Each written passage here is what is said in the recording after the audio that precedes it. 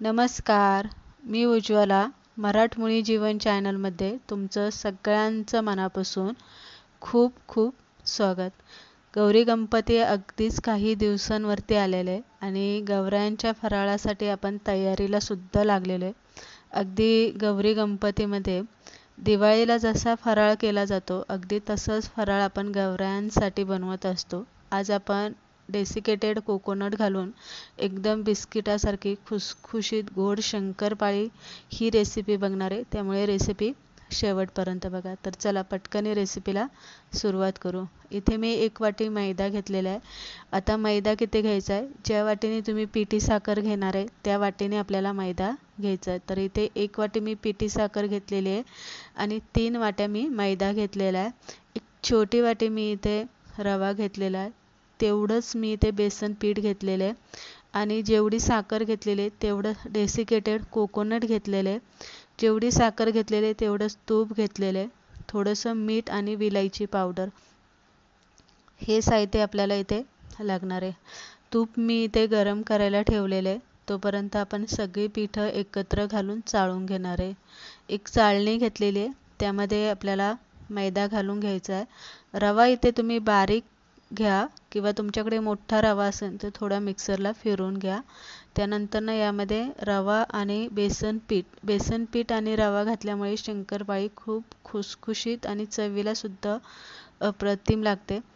पीठ चाळून घेतलं, त्यामध्ये मी घेतलेले डेसिकेटेड कोकोनटची जी पावडर बाजारामध्ये मिळते अगदी ती घेतलेली, किंवा तुम्ही घरचं खोबरं सुद्धा मिक्सरला बारीक करून घातलं तरी चालेल.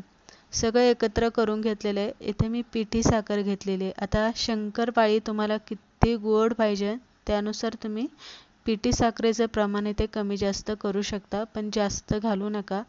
जर तुम्ही पिठी साखर जास्त घातली तर शंकरपाळी खूप तेलकट आणि कडक होते. त्यानंतर तेवढीच वाटी मी इथे गरम कडकडीत असं तुपाचं मोहन पिठामध्ये घालून पिठाला चांगलं चोळून घ्यायचं, जोपर्यंत पीठ आपल्याला असं ओलसर लागत नाही किंवा मिल्क पावडरसारखं पिठाचं टेक्स्चर बदलत नाही. अगदी तसं आपल्याला तिला चोळून घ्यायचं आणि नंतर थोडं थोडं पाणी घालून पीठ आपल्याला मळून घ्यायचं. आता इथे मळताना पीठ जास्त सैलसर मळायचं नाही, तर घट्ट मळून घ्यायचं. जसं आपण पुरीला मळतो घट्टसर, तसं इथे मळून घ्यायचं. थोडंसं तुम्ही सैलसर ठेवा, कारण आपण त्यामध्ये रवा घातलेला आहे आणि थोडा वेळ आपण पीठ भिजायला ठेवलं तर रवा फुगला जातो, पीठ त्यानंतर घट्ट होतं. तर इथे पीठ आपलं मळून घेतलेलं आहे. अगदी 10 मिनटं हे पीठ आपल्याला भिजत ठेवायचं. त्यापेक्षा जास्त वेळ आपल्याला हे पीठ भिजायला अजिबात ठेवायचं नाही. तर 10-15 मिनटानंतर तुम्ही इथे बघू शकता पीठ व्यवस्थित भिजलं गेलेलं आहे. आता इथे पीठ आपल्याला जास्त मळायचं नाही. लक्षात ठेवा, शंकरपाळीचं पीठ जास्त रगडून मळायचं नाही आहे, नाहीतर त्याला लेयर्स आणि खुसखुशीतपणा येत नाही. पिठाचे 2 गोळे मी इथे समान बनवून घेतलेले आणि त्यानंतर एक गोळा आपण इथे लाटून घेणार आहे. आता इथे आपल्याला चपाती लाटताना पिठीचा वापर अजिबात करायचा नाही, तर बिना पिठीचीच आपल्याला जाड अशी चपाती लाटून घ्यायची आहे. साधारणतः अर्धा पाऊण सेंटीमीटर इतकी आपल्याला अर्धा पाऊण इंच म्हणजे आपल्या बोटाचा अर्धा जो पुढचं पेरा असतो तेवढी जाड आपल्याला तिला लाटून घ्यायची आहे.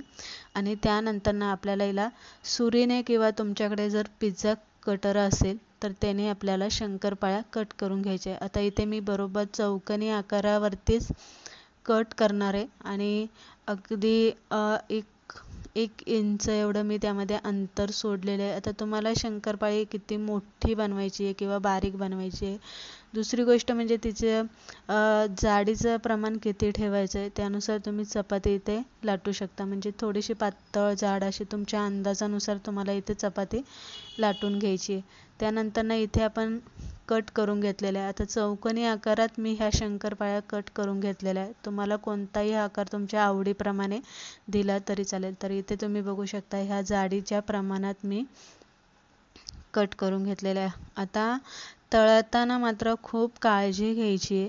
तेल जास्त गरम करायचं नाही, हलकं गरम करायचं आहे आणि त्यामध्ये आपल्याला थोड्याशा जास्त शंकरपाळ्या त्यामध्ये टाकायच्या. त्यामुळे काय होतं, शंकरपाळ्या जास्त घातल्या की शंकरपाळ्या एकदम धीमे आचेवरतीच त्या तळल्या जातात, त्याला खूप सारे लेयर सुटतात.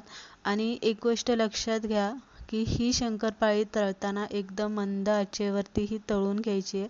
पण तेलातनं जेव्हा आपण शंकरपाळी बाहेर काढून घेतो तळल्याच्या नंतरनं, तेव्हा मात्र गॅस मोठा करायचा, 1 मिनिटभर तेल चांगलं तापून द्यायचं आणि मग शंकरपाळी झाऱ्याने चांगले तेल निथळून बाहेर काढून घ्यायची.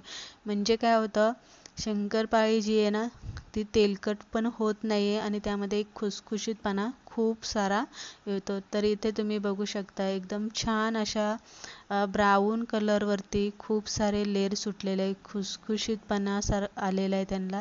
अशी आपण इथे डेसिकेटेड कोकोनट घालून शंकरपाळी इथे बनवून घेतलेली. आता इथे बघू शकता शंकरपाळी असे लेयरवरती ती तुटली जाते, पूर्ण भुगा होतोय, इतकी खुसखुशीत झालेली. एकदा बनवून ठेवली तरी तुम्ही महिनाभर हिला खाऊ शकता.